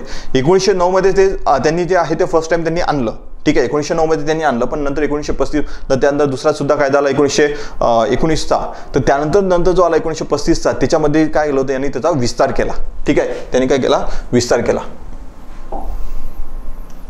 नंतर की मग आपल्याला जेव्हा स्वातंत्र्य मिळालं, तर स्वातंत्र्य मिळाल्यानंतर 1951 मध्ये भारतातील जात आधारित आरक्षण कायदेशीर करण्यासाठी राज्यांसाठी पहिली घटना दुरुस्ती केली, ठीक आहे. 1951 मध्ये जेव्हा पहिली जेव्हा घटना दुरुस्ती झाली होती, तर ते जे आहे ते की जात आधारित आरक्षण असलं पाहिजे आपल्या भारतामध्ये. त्यानंतर की 1990 मध्ये तर मंडल आयोगाने काय केलं होतं की जो मंडल आयोग कधी स्थापन झाला होता, हा झाला होता 1979 मध्ये, ठीक आहे. 1979 मध्ये ओबीसीसाठी 27% जे आहे, तर मंडल कमिशन जेव्हा आल्यानंतर की याच्या मागे पण खूप मोठी स्टोरी आहे, ते का आलं किंवा का म्हणजे त्याच्यामध्ये काय काय घडलेलं आहे, ठीक आहे. पण आपल्याला जे आहे मी जसं सांगितलं की टाइमलाईन पाहिजे आपल्याला, ठीक आहे. तर 27% ज्या आरक्षणाची शिफारस लागू केली. त्यानंतर मग 27% जे आहे ओबीसी कॅटेगरीसाठी जे आहे देण्यात आलेलं होतं. त्यानंतर आहे की 1992 मध्ये इंदिरा साहनी खटल्याचा निकाल आला आणि त्याच्यामध्ये जे आहे आरक्षणाची जी लिमिट आहे तर 50% पर्यंत त्यांनी काय केलेलं आहे, जास्त नसावे असं तेव्हा त्या सांगण्यात आलं. कितीपर्यंत, 50% पर्यंत. त्यानंतर की पदोन्नतीमध्ये म्हणजे प्रमोशनमध्ये आरक्षण दिले जाणार नाही. नंतर आहे की क्रिमी लेअर ही जी संकल्पना मांडण्यात आली आणि त्या मागासवर्गीय ओळख करून देताना असा क्रिमी लेअर वगळण्यात यावा असे निर्देश देण्यात आले. तर म्हणजे क्रिमी लेअर म्हणजे काय की काही लिमिटपर्यंत तुमचं जर तुमच्याकडे जर काही लिमिटपर्यंत जर इन्कम तुमचं असणार, ठीक आहे, तर तुमच्याकडे जर असेल तर त्यामुळे तुम्हाला जे आहे ते creamy layer certificate, non creamy layer certificate तुमच्याकडे असणं महत्त्वाचं असते, तरच तुम्हाला जे आहे आरक्षण तुम्हाला मिळू शकते. नंतर रिक्त पदांच्या बाबतीत कॅरी फॉरवर्ड नियम वैध आहे, परंतु 50% नियमाच्या निकषाच्या कोणत्याही परिस्थितीत उल्लंघन केले जाऊ नये. म्हणजे काय आहे की समजा आता जर काही सीट जर तुमच्याकडनं भरल्या नाही गेल्या, तर कॅरी फॉरवर्ड म्हणजे काय की मागच्या वेळेच्या सपोज जर 27% जे आहे हे सीट्स ओबीसीसाठी रिझर्व आहे, ठीक आहे, आणि यावेळेस जर 27 आहे तर 100 आउट ऑफ 27 तुम्हाला फिलअप करायचे आहे. तर सपोज 25 जे आहे तर 25 जे आहे तर ते काय फिलअप झाल्या, पण 2 राहिलेल्या आहे, तर 2 जे आहे हे पुढल्या वेळेस तुमचं ते कॅरी फॉरवर्ड केल्या जाईल, ठीक आहे. म्हणजे पुढल्या वेळेस जेव्हा ते राहणार, जे कोणतं सेशन असणार किंवा काही असणार, जेव्हा त्यांना नेक्स्ट टाइम जेव्हा तुम्हाला ते फिलअप करण्याची वेळ येईल तर तेव्हा ते कॅरी फॉरवर्ड केल्या जाईल, ठीक आहे. नंतर 2006 मध्ये नागराज खटल्याचा निकाल. आता नंतर काय की नागराज खटल्याचा निकाल आलेला होता 2006 मध्ये. त्यामध्ये काय सांगण्यात आलं की सुप्रीम कोर्टाने निर्णय दिला की SC STंना पदोन्नतीमध्ये आरक्षण देण्यास राज्य बांधील नाही, ठीक आहे. म्हणजे राज्य बांधील नाही आहे, तर प्रमोशनमध्ये जे आरक्षण तुम्हाला पाहिजे किंवा ते SC किंवा ST कम्युनिटीला देण्यास, तर राज्य सरकार किंवा राज्य मीन्स गव्हर्नमेंट, ठीक आहे. तर गव्हर्नमेंट जे आहे तर हे जर पाहिलं असेल तर हे बांधील नाही आहे. परंतु जर कोणत्याही राज्याला अशी तरतूद करायची असेल तर त्यासाठी आवश्यक आहे काय आहे, त्यांच्यासाठी जर तुम्हाला इन केस तरतूद करायची असेल तर वर्गाच्या मागासलेपणावर परिणामवाचक डेटा गोळा करा, ठीक आहे. म्हणजे तुम्ही काय करा, तुम्ही त्यांचा डेटा गोळा करू शकता. सार्वजनिक रोजगारात त्यांचे अपुरे प्रतिनिधित्व सिद्ध करा. एकतर म्हणजे तुम्हाला द्यायचं असेल तर तुम्ही काय करू शकता की जेव्हा तुम्हाला कोणत्या राज्याला जर तुम्हाला द्यायचं असेल आरक्षण तर तुम्ही काय करू शकता, तर तुम्ही डेटा गोळा करा. त्यानंतर आहे की दुसरं अपुरे प्रतिनिधित्व तुम्ही काय करा, सिद्ध करा आणि प्रशासनाच्या कार्यक्षमतेबाबत कोणतीही तडजोड करू नका, ठीक आहे. तर ह्या सर्व गोष्टी झाल्या पाहिजे. जर तुम्हाला जर रिझर्वेशन तरी द्यायचं असेल तर अगोदर तर सांगितलं की बांधील नाही आहे, पण जरी तुम्हाला द्यायचं असेल तर हे सर्व तुम्हाला गोष्टी करावं लागणार आहे. त्यानंतर 2006 मध्ये केंद्रीय शैक्षणिक संस्था कायदा अनुसूचित जाती, अनुसूचित जमाती आणि इतर मागासवर्गीय म्हणजे SC ST OBC विद्यार्थ्यांना केंद्रीय शैक्षणिक संस्थांमध्ये अनुक्रमे 15, 7.5% आणि 27% च्या मर्यादेपर्यंत आरक्षणाची तरतूद करते. तर हा जे आलेलं होतं की हा जो कायदा आलेला होता, तर या कायद्यामध्ये जर पाहिलं तर सेंट्रलच्या जे कोणत्या तुमच्या एज्युकेशनल इन्स्टिट्यूशन आहे तर त्याच्यामध्ये तर किती आहे, तर तुमचं 15%, 7.5%, 27%. तर हे जे आहे त्याच्यामध्ये तरतूद करण्यात आलेली होती. त्यानंतर आहे की 2018 मध्ये जर्नल सिंग विरुद्ध लक्ष्मी नरेन गुप्ता खटल्याचा निकाल आला. हे काही खटले आहे, फक्त तुम्हाला थोडंसं तिचा क्रक्स माहीत असला पाहिजे. ठीक आहे. तर त्याच्यामध्ये काय पदोन्नतीमधील आरक्षणासाठी राज्याने अनुसूचित जाती आणि अनुसूचित जमातींच्या मागासलेपणाची आकडेवारी गोळा करण्याची आवश्यकता नाही असं तेव्हा सांगण्यात आलं. अगोदर जे होतं तर त्या नागराज केसमध्ये सांगितलं होतं की तुम्हाला त्यांच्या जो आहे तो माहिती किंवा डेटा जो आहे तुम्हाला गोळा करावा लागणार आहे. याच्यामध्ये सांगितलं की नाही असे सर्वोच्च न्यायालयाने म्हटले आहे. न्यायालयाने असेही मानले की क्रिमिलेअर वगळणे ST किंवा ST विस्तारित आहे आणि म्हणून राज्य त्यांच्या समाजातील क्रिमिलेअरमधील SC/ST व्यक्तींना बढती देण्यासाठी आरक्षण देऊ शकत नाही. म्हणजे ते तुमचं प्रमोशन जे आहे तर त्यांना देऊ शकत नाही ज्यांच्याकडे जर नॉन क्रिमिनल नसेल तर. 2019 मध्ये भारत सरकारने, जर तुम्हाला माहिती 2019 मध्ये भारत सरकारने काय केलं होतं की 10% जे आहे तर 10% रिझर्वेशन जे आहे EWS साठी इंट्रोड्यूस केलेलं होतं. ठीक आहे. तर घटनादुरुस्ती, कोणती घटनादुरुस्ती, 103वी घटनादुरुस्ती द्वारे आर्थिकदृष्ट्या दुर्बल घटकांना 10% आरक्षण प्रदान केले आणि आर्थिक निकषावर आरक्षणाची मुदतवाढ देण्याची ही पहिलीच वेळ आहे. ठीक आहे. हे आतापर्यंत जे होतं ते हे सामाजिकदृष्ट्या, जर तुम्ही सामाजिकदृष्ट्या जर बॅकवर्ड असाल, ठीक आहे, तर सामाजिकदृष्ट्या जर बॅकवर्ड असाल तर तुम्ही जर आहे ते काय करू शकता, तुम्हाला ते रिझर्वेशन मिळू शकते. पण ही पहिली वेळ होती की आर्थिक, ठीक आहे, आर्थिक निकषावर जे आहे तर पहिल्यांदा जे आहे तर कोणत्या कॅटेगरीला या कोणत्या पॉप्युलेशनला जे आहे तर रिझर्वेशन देण्यात आलेलं होतं. ठीक आहे. त्यानंतर की 2019 मध्ये काय झालं की लोकसभा आणि राज्य विधानमंडळ, ठीक आहे, तर याच्यामध्ये SC आणि ST, तर तुम्हाला माहित आहे की जे आहे 10 वर्षासाठी काय केलेलं आहे हे रिझर्वेशन. ठीक आहे. म्हणजे तुमचं पार्लमेंटमध्ये असो या तुमचं आपल्या राज्य विधिमंडळ जे आहे त्याच्यामध्ये असो, तर हे जे आहे तर 10 वर्षासाठी सुरुवातीला म्हणजे जेव्हा 1960 पर्यंत जे आहे ते अलाउ केलेलं होतं. पण हे दर 10 वर्षांनी काय जे आहे तर हे काय केलं जात असते, एक्सटेंड केलं जाते. आणि तसंच झालेलं आहे की 2019 मध्ये काय करण्यात आलेलं होतं की 2030 पर्यंत जे आहे यांना वाढवण्यात आलेलं होतं. त्यानंतर की 1922 मध्ये जनहित अभियान विरुद्ध भारतीय संघ, ठीक आहे, तर युनियन ऑफ इंडिया. जर आता काय आहे की आर्थिकदृष्ट्या दुर्बल जे म्हणजे EWS जे होतं तर ते जे आहे ते चॅलेंज करण्यात आलेलं होतं म्हणजे सुप्रीम कोर्टमध्ये. आणि त्या सुप्रीम कोर्टमध्ये जे 10% दिलेलं होतं 103वी घटनादुरुस्ती करून, तर काय आहे की आरक्षण देणारी 103वी घटनादुरुस्ती सर्वोच्च न्यायालयाने कायम ठेवली, म्हणजे त्याला वैध ठरवली. ठीक आहे. आणि काय म्हणलं, त्यामुळे सर्वोच्च न्यायालयाने आर्थिक मागासलेपण आधारित आरक्षण वैध ठरवले. म्हणजे आर्थिक मागासलेपण जे आहे तर हे जे आहे तर याच्यावर तुम्ही आरक्षण देऊ शकता असं सुप्रीम कोर्टने तेव्हा सांगण्यात आलेलं होतं जेव्हा हे पिटिशन गेलेलं होतं. ठीक आहे. त्यानंतर आहे भारतातील आरक्षणाचे विविध प्रकार. आता काय आहे की जर तुम्ही पाहिलं असाल की अनुलंब आरक्षण, ठीक आहे, अनुलंब आरक्षण जर पाहिलं असेल तर आता काय आहे की SC, ST आणि OBC, म्हणजे तुम्ही पाहिलं असं की जे व्हर्टिकल रिझर्वेशन आपण त्याला म्हणतो, तर काय आहे की समजा SC, ST, OBC, तर हे जे रिझर्वेशन असं जे रिझर्वेशन दिल्या जात असते, ठीक आहे, असं जे रिझर्वेशन दिलं जात असते त्याला म्हटलं जाते व्हर्टिकल रिझर्वेशन. पण हॉरिझॉन्टल रिझर्वेशन म्हणजे काय, समजा SC मध्ये काही जर पाहिलं असेल तर तुम्ही दिव्यांग आहे, त्यानंतर आहे काही महिला आहे, तर हे जे आहे ते या SC मधूनच दिल्या जात असते, SC कम्युनिटीमधूनच त्यांना दिल्या जात असते किंवा त्यांना जे आरक्षण त्यांना दिलेलं आहे तर त्याच्यामधूनच दिल्या जात असते. तर ते जे असते ते असते तुमचं हॉरिझॉन्टल रिझर्वेशन. ठीक आहे. हे काय असते तुमचं हॉरिझॉन्टल रिझर्वेशन. त्यानंतर जे आहे म्हणजे तुमचं काय आहे हे क्षैतिज आरक्षण. आता काय आहे जसं सांगितले SC ST यांना शैक्षणिक संस्था आणि सरकारी सेवांमध्ये जागांना आरक्षणाचा संदर्भ देते. हे आरक्षण देशातील किंवा विशिष्ट राज्यातील या गटांच्या लोकसंख्येच्या प्रमाणात आधारित असते. त्यानंतर की क्षैतिज हे आरक्षित श्रेणीतील लोकांच्या विशिष्ट श्रेणीसाठी जागांचे आरक्षण संदर्भित करते. उदाहरणार्थ SC प्रवर्गातील आरक्षणामध्ये भिन्न अपंग लोकांसाठी आरक्षण, जसं मी सांगितलं की अपंग असो या महिला असो, तर हे जे आहे ते या त्या स्पेसिफिक कम्युनिटीमधून त्यांना ते दिल्या जात असते. तर हे तुमचं हॉरिझॉन्टल झालं. व्हर्टिकल म्हणजे तुमचं SC ST OBC, ठीक आहे, किंवा EWS. तर हे झालं तुमचं व्हर्टिकल आणि हे झालं तुमचं हॉरिझॉन्टल. त्यानंतर की जाती आधारित आरक्षण.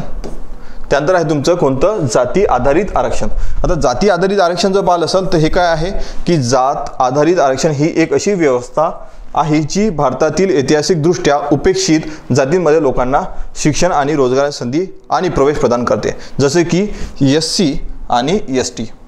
आता पहा, हे जे आहे तर हे जे तुम्हाला आरक्षण दिले जात असते, ॲक्च्युली पाहिलं असेल तर आरक्षणचे दोनच प्रकार आहे, एक आहे व्हर्टिकल, एक आहे हॉरिझॉन्टल. पण असं जर पाहिलं असेल तर भारताच्या कॉन्टेक्स्टमध्ये पाहिलं असेल तर भारताच्या कॉन्टेक्स्टमध्ये आपण कास्टच्या बेसिसवर आपण काय देत असतो, रिझर्वेशन देत असतो, जसं SC आणि ST आहे. ठीक आहे. त्यानंतर की लिंग आधारित, जे तुम्ही जसं मी तुम्हाला जर सांगितलं होतं की फिमेल यांना ते रिझर्वेशन दिल्या जात असते त्या कॅटेगरीमधून. तर एक लिंग आधारित आरक्षण हे लिंग समानतेच्या तत्वावर आधारित आहे. भारतात संविधानाने अनुच्छेद 243D आणि 243T अंतर्गत स्थानिक स्वराज्य संस्थांमध्ये महिलांना 1/3 म्हणजे 1/3 म्हणजे 33% जे आहे रिझर्वेशन, तुम्हाला मी जसं सुरुवातीला सांगितलेलं होतं की हे जे आहे तर महिलांना काय आहे. आता हे कशाच्या बेसिसवर झालं तर हे झालं लिंग आधारित. ठीक आहे, हे सेक्सच्या बेसिसवर झालेलं तुम्हाला जे आहे तुम्हाला रिझर्वेशन प्रोव्हाइड केल्या जाते. त्यानंतर आहे की उत्पन्नाच्या आधारित आरक्षण. ही एक अशी व्यवस्था आहे जी समाजातील गरीब घटकांना शिक्षण आणि रोजगाराच्या संधी आणि प्रवेश प्रदान करते. उदाहरणार्थ समाजातील आर्थिकदृष्ट्या दुर्बल घटक म्हणजे EWS. आता EWS जर तुम्ही क्रायटेरिया पाहिला असाल तर त्याच्यामध्ये काही सांगितलं आहे की तुमची जी आहे इन्कम तुमचं एवढंच असलं पाहिजे. ठीक आहे, तर या इन्कमच्या वर असेल तर तुम्हाला जे लाभ मिळणार नाही. तर हे काय झालं की उत्पन्नाच्या आधारित आरक्षण आहे. नंतर दिव्यांगासाठी. आता दिव्यांगासाठी आरक्षण जे आहे तर हे काय सर्वसमावेशच्या तत्वावर आधारित आहे, ज्याचा उद्देश अपंग लोकांसाठी समान आणि सुलभ समाज निर्माण करणे आहे. उदाहरणार्थ दिव्यांग व्यक्तींना सरकारी नोकऱ्यामध्ये 4% आरक्षण दिले जाते. आता हे 4% वेगळं नाही आहे. ठीक आहे, समजा SC कम्युनिटीचा जर तो व्यक्ती असेल तर SC कम्युनिटीच्या व्यक्तीला जो समजा त्याला जे 15% आहे त्या 15% मधून जे आहे समजा 15% मधून जे आहे तर त्यांना जे आहे 4% त्यातूनच दिल्या जात असते. ठीक आहे, तर ते वेगळं दिल्या जात नाही. ठीक आहे, म्हणजे टोटल जर ते 15% आहे की त्याच्यानंतर 15% जेवढ्या सीट्स आहे म्हणजे आउट ऑफ 100 15 सीट त्यांना दिलेले आहे तर त्याच्यापैकी 4% ज्या सीट्स राहणार ते राहणार आहे तुमच्या अपंग व्यक्तीसाठी जे आहे रिझर्व केल्या जाणार. ठीक आहे. त्यानंतर की भारतातील आरक्षणाच्या संबंधित घटनात्मक तरतुदी काय आहेत तर जे आहे तर आर्टिकल 15(4) हे तुम्ही जर पाहिलं असेल तर हे अनुच्छेद आहे म्हणजे आर्टिकल आहे. त्या आर्टिकलमध्ये या अनुच्छेदामध्ये कोणत्याही गोष्ट राज्याच्या कोणत्याही सामाजिक शैक्षणिकदृष्ट्या मागासलेल्या नागरिकाच्या प्रगतीसाठी किंवा अनुसूचित जाती आणि अनुसूचित जमातीच्या प्रगतीसाठी कोणतीही विशेष तरतूद करण्याचं रोखू शकत नाही. ठीक आहे. तर नंतर आहे आर्टिकल 16 सब क्लॉज 4 या अनुसार कोणतीही गोष्ट राज्याच्या मते राज्याच्या अंतर्गत सेवांमध्ये पुरेसं प्रतिनिधित्व जर नसेल तर ते प्रोव्हाइड केलं जात असते. तर मग जे पुरेसं प्रतिनिधित्व नसेल तर ते जे आहे त्यांच्यासाठी काही आपण त्याला काय म्हणतो असतो आरक्षण प्रोव्हाइड केल्या जाते. तर हे आर्टिकल आहे ते आर्टिकल म्हणजे काय आहे की त्यांनी जे आपल्या कॉन्स्टिट्यूशनमध्ये चेंजेस करून ते आर्टिकल टाकण्यात आलेले आहे. तर हे 15 sub clause 4 16 sub clause 4 16 sub clause 4A. ठीक आहे. तर हे अनुसूचित जाती आणि जमातीच्या सदस्यांसाठी राज्यांतर्गत सेवांमध्ये पदांच्या पदोन्नतीमध्ये आरक्षणाची तरतूद करते म्हणजे प्रमोशनमध्ये. ठीक आहे. त्यानंतर आहे 16 सब क्लॉज 4B. ते पुढील वर्षात अनुसूचित जाती जमातीच्या राखीव असलेल्या रिक्त जागा भरण्यास राज्य सरकारला सक्षम करते. त्यानंतर आर्टिकल 39A हे जर पाहिलं असेल तुमचं DPSP आहे तर समाजातील दुर्बल घटकांना न्याय्य मोफत कायदेशीर मदत राज्याची सुनिश्चित केली पाहिजे. हे जे आहे हे फक्त सांगण्यात आलेलं आहे. हे DPSP आहे, मार्गदर्शक तत्वे आहे. ठीक आहे. त्यानंतर आर्टिकल तुम्ही 243D मध्ये जर तुम्ही गेला तर हे पंचायत राजमध्ये जे आहे जे अगोदरच तुम्हाला मी सांगितलं होतं तर लिंगाच्या आधारामध्ये तर पंचायती राज संस्थांमध्ये अनुसूचित जाती जमाती आणि महिलांसाठी आरक्षण. त्यानंतर आहे 243T तर शहरी स्थानिक स्वराज्य संस्थांमध्ये अनुसूचित जाती जमातींना आणि महिलांसाठी आरक्षण. तर म्हणजे काय आहे की हे जर असेल तर पंचायत जे आहे तुमचं पंचायत राज संस्था ज्याच्यामध्ये तुमचं पंचायत समिती येणार, जिल्हा परिषद येणार, त्यानंतर ग्रामपंचायत येणार तर त्यासाठी हे आर्टिकल आहे. आणि त्यानंतर तुमचं म्युन्सिपल कॉर्पोरेशन आहे, महानगरपालिका नगरपालिका त्याच्यासाठी जे आहे ते हे तुमचं आर्टिकल 243T आहे. त्यानंतर आर्टिकल 330 आणि आर्टिकल 332 अनुसूचित जाती आणि अनुसूचित जमातीसाठी संसदे आणि राज्य विधानसभेत अनुक्रमे जागा राखीव करणे. म्हणजे जे तुम्हाला सांगितलं 10% जे तुम्ही एक्सटेंड केलेलं आहे तर ते जे आहे ते हे कोणत्या आर्टिकलनुसार आहे तर आर्टिकल 330 आर्टिकल 332 म्हणजे SC आणि ST कम्युनिटीसाठी. ठीक आहे. तर हे झालं तुमचं रिझर्वेशनबद्दल आपल्या कॉन्स्टिट्यूशनमध्ये काय काय प्रोव्हिजन्स आहे. ठीक आहे. नंतर आहे की आता जसं तुम्ही आपला सिलेबस चेंज झालेला आहे MPSCचा, राज्यसेवेचा. आता MPSC राज्यसेवेचा सिलेबस चेंज झाल्यानंतर काय आहे की तुम्हाला काही सब्जेक्ट जे आहे नवीन ॲड झालेले, म्हणजे जसं UPSCचा होता तसा MPSCचा आहे. तर काय आहे की जर GS 1 मध्ये तुम्ही पाहिलं असाल तर एक टॉपिक आहे आर्ट अँड कल्चर. तर आर्ट अँड कल्चरचं काय, त्याच्याबद्दल आपल्या ॲपवर काय कोर्स आहे, तर तो आर्ट अँड कल्चरमध्ये मी पूर्ण ते जे आहे कव्हर केलेलं आहे. तर म्हणजे तुम्ही जर प्राचीन इतिहास ते आतापर्यंत म्हणजे जे मॉडर्न आधुनिक भारताचा इतिहास तिथपर्यंत आपण जे आहे ते पूर्ण art and culture, dance form, ठीक आहे, त्यानंतर म्युझिक, त्यानंतर भक्ती, सोपी चळवळ, ह्या सर्व गोष्टी ज्या आहे या याच्यामध्ये कोर्समध्ये आपण काय केलेलं आहे, कव्हर केलेले आहे. हे तुम्हाला बाय करायचं असेल तुम्ही बाय करू शकता आपल्या ॲपवर जाऊन, विदर्भ IAS अकॅडमीच्या. त्यानंतर की प्रशासन हा GS 2चा आहे. तर तुम्ही आपण GS 2 मध्ये पाहिलं असेल तर पॉलिटी आहे, प्रशासन आहे आणि त्यानंतर इंटरनॅशनल रिलेशन आहे, म्हणजे आंतरराष्ट्रीय संबंध. तर प्रशासन जे आहे तर हे सुद्धा जे आहे तुम्हाला, आणि स्पेसिफिकली जर बोलायचं राहिलं तर हे मराठी माध्यममध्ये अवेलेबल आहे. ठीक आहे, मराठी मीडियममध्ये अवेलेबल आहे. ते तुम्ही जे आहे तुम्ही इथून बाय करू शकता. हा जो आहे हा GS 2चा पार्ट आहे आणि हा जो आहे हा GS 1चा पार्ट आहे. ठीक आहे, आणि हा जर पाहिला असेल तर हा प्री आणि मेन्स दोन्हीसाठी महत्त्वाचा आहे. हा जर पाहिला असेल तर मेन्समध्ये सर्वात जास्त महत्त्वाचा आहे आणि प्रीसाठी थोडा जो आहे तो तुम्हाला कधी कधी ITI किंवा तुम्ही जर पाहिला असाल सिटिझन चार्टर आहे तर याच्यावर तुम्हाला क्वेश्चन विचारला जाऊ शकते, एक थोडासा फॅक्चर क्वेश्चन. तर म्हणून हे सुद्धा तुमच्यासाठी महत्त्वाचं आहे. तुम्हाला बाय करायचं असेल तर तुम्ही दोन्हीही तुम्ही बाय करू शकता आपल्या ॲपवरून. ठीक आहे. त्यानंतर आता काय आहे की भारतामध्ये आरक्षणाची मागणी का वाढत आहे, आरक्षणाची मागणी का वाढत आहे. तर एक तर आहे की आता जसं सांगितलं की हरियाणातील जाट कम्युनिटी आहे, गुजरातमधील पाटीदार आहे, आंध्र प्रदेशात कापूस आणि महाराष्ट्रातील मराठा यासारख्या प्रबळ जातींकडून आरक्षणाची मागणी अलीकडच्या काळात वाढत आहे. ठीक आहे, जसं मी सांगितलेलं की जसं जाट कम्युनिटी आहे, हे अनेक घटकामुळे आहेत. तर घटक कोणते कोणते आहे. एक तर आहे की खाजगी क्षेत्रात रोजगार संधीचा अभाव, म्हणजे जर प्रायव्हेट आता काय प्रायव्हेट जॉब जे आहे तर प्रायव्हेट जॉबमध्ये एवढे जे आहे खूप कॉम्पिटिशन वाढलेली आहे. त्यामुळे जे आहे ते त्यांना जे एम्प्लॉयमेंट मिळायला पाहिजे ते एम्प्लॉयमेंट तिकडे मिळत नाही. म्हणून काय आहे की वाढत्या लोकसंख्येसाठी खाजगी क्षेत्र पुरेसा नोकऱ्या देऊ शकत नाही आणि परिणामी अनेक लोक उपजीविकेचे साधन म्हणून सरकारी नोकऱ्यांकडे वळत आहेत. ठीक आहे, तर मग जर तुम्हाला सरकारी नोकरींकडे वळायचं असेल तर तिकडे सुद्धा मग काय आहे की ऑलरेडी तिकडे आरक्षण आहे. तो आरक्षण असल्यानंतर जे पाहिलं प्रायव्हेट इन्स्टिट्यूशनमध्ये किंवा प्रायव्हेट एखादी कंपनी असेल तिकडे तुम्हाला रिझर्वेशन नाही राहणार. तर म्हणून जे आहे तर तुम्ही सरकारीकडे जेव्हा तुम्ही वळता तर तिकडे काही लोकांना आरक्षण आहे, मग तुमची सुद्धा डिमांड राहू शकते की आम्हाला सुद्धा आरक्षण द्या म्हणजे या कम्युनिटीची. ठीक आहे. त्यानंतर आहे की शेती आणि ग्रामीण, आता ह्याच्यावर तुम्हाला क्वेश्चन येऊ शकते पेपरमध्ये की जी मागणी म्हणजे जर पाहिलं असेल तर याची मागणी का आहे, रिझर्वेशनची मागणी का आहे. तर तुम्ही हे तुम्ही जे आहे रिसेंटच्या कॉन्टेक्स्टमध्ये तुम्ही काय करा, डिस्कस करा. हे तुम्हाला पेपरमध्ये क्वेश्चन येऊ शकतो. म्हणून नंतर जर पाहिलं असेल तर शेती आणि ग्रामीण अर्थव्यवस्थेची मंद वाढ. ठीक आहे, म्हणजे जर पाहिलं असेल शेती आता जशी अगोदर शेती केल्या जात होती किंवा जशी शेतीमध्ये जेवढी चांगल्या प्रकारे पाऊस वगैरे ह्या सर्व गोष्टी होत होत्या तेवढं आता होत नाही. आणि ग्रामीण अर्थव्यवस्था सुद्धा त्याच्यामुळे काय होत आहे की ढासळत जात आहे आणि त्यामुळे तिकडे अर्थव्यवस्था तिकडे स्ट्रॉंग राहिली नाही तर मग ते लोक मायग्रेट करत असतात शहरामध्ये. ठीक आहे. अलीकडच्या वर्षात कृषी आणि ग्रामीण अर्थव्यवस्था जलद गतीने वाढत नाही आणि यामुळे या भागात राहणाऱ्या लोकांच्या संधीचा अभाव निर्माण झाला आहे. ठीक आहे, यामुळे यांना जे आहे अपॉर्च्युनिटी प्रॉपरली मिळत नाही आहे, त्यामुळे सुद्धा त्यांना आरक्षण पाहिजे. त्यानंतर की दुष्काळ. ठीक आहे, दुष्काळाचा कृषी आणि ग्रामीण अर्थव्यवस्थेवरही नकारात्मक परिणाम झाला आहे, ज्यामुळे या भागातील लोकांसाठी संधीचा अभाव आहे.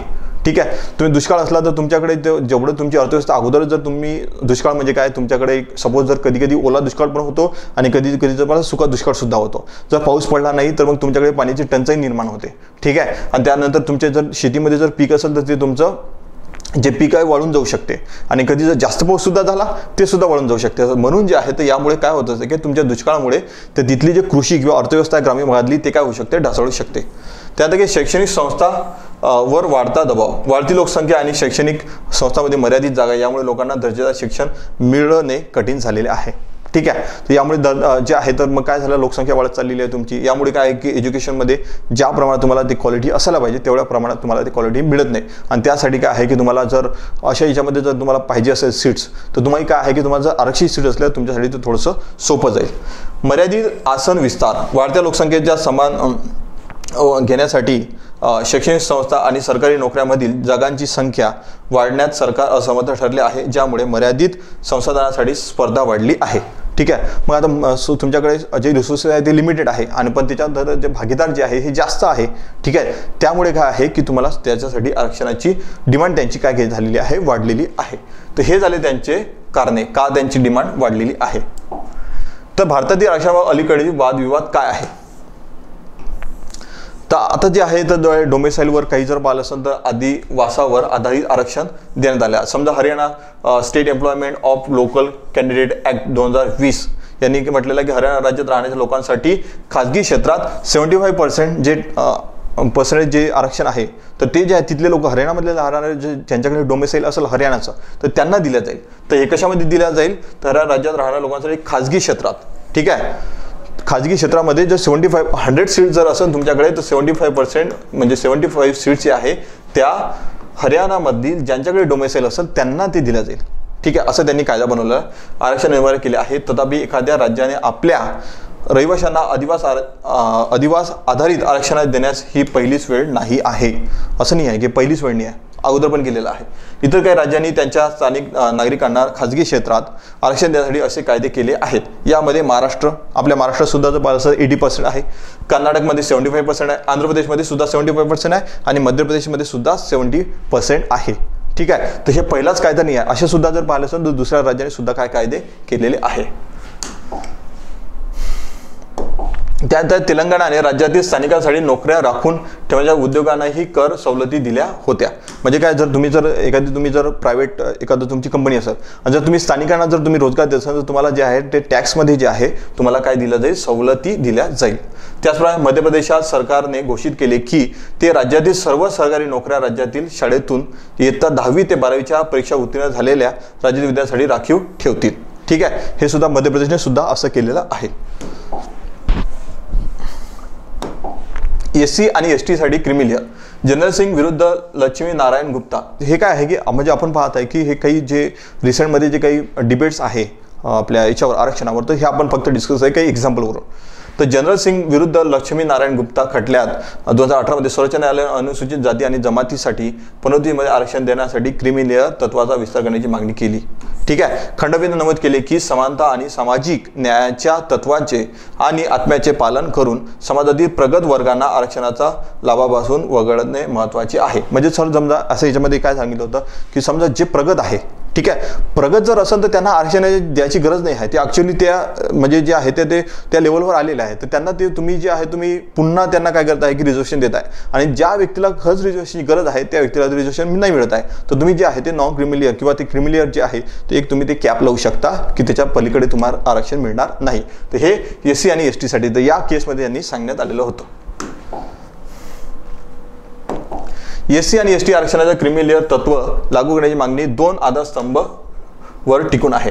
म्हणजे पहिला जर पाहिलं असेल 2 दृष्टिकोन आहे की SC आणि ST यांना जर आहे की क्रिमिलेअर तत्व का असलं पाहिजे. तर पहिला दृष्टिकोन आहे की सामाजिक न्याय सिद्धांतावर चालवला जातो, ज्यामध्ये असे मानले जाते की गरिबातील गरीब लोकांना हे फायदे नाकारले गेले आहेत आणि अधिक श्रीमंत वर्गाने त्यांना काही प्रमाणात शून्य सम गेममध्ये यशस्वीरित्या कोपरा दिला आहे.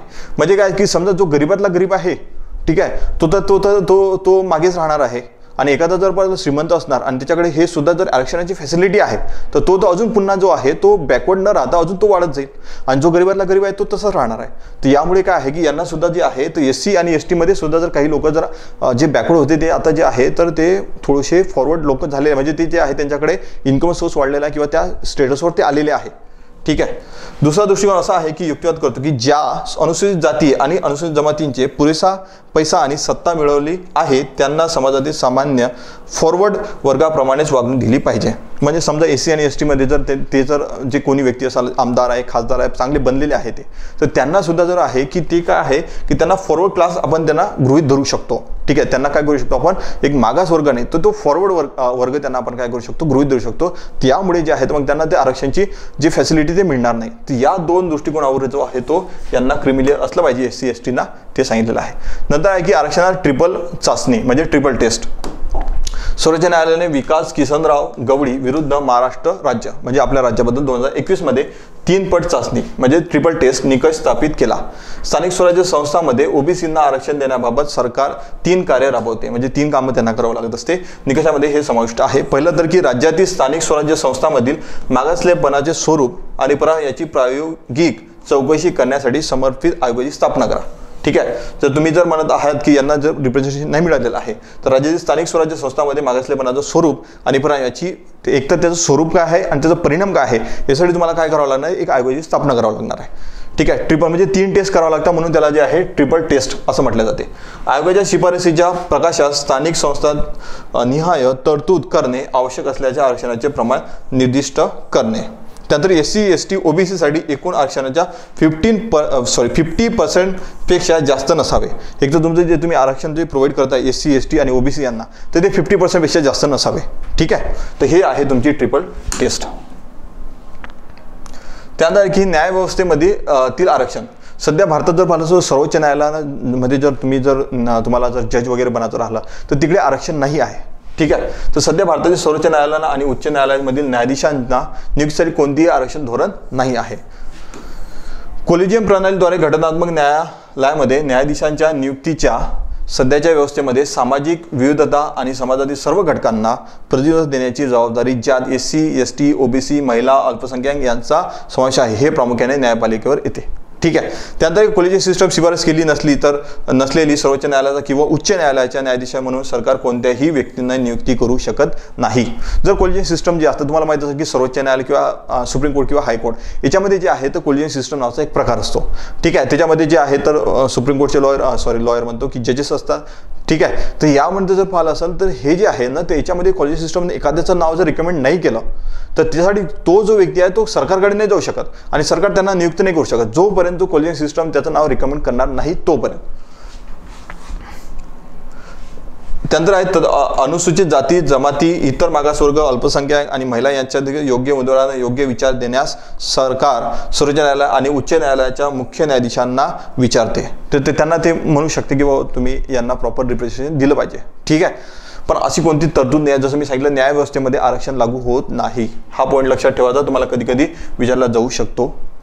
ठीक आहे, आता आरक्षण असलं पाहिजे किंवा नसलं पाहिजे या बाजूने आपण युक्तिवाद आहे. तर एकतर बाजूने म्हणजे हे फेवरमध्ये आरक्षण असलं पाहिजे आणि त्याच्या अगेन्स्ट आरक्षण नसलं पाहिजे.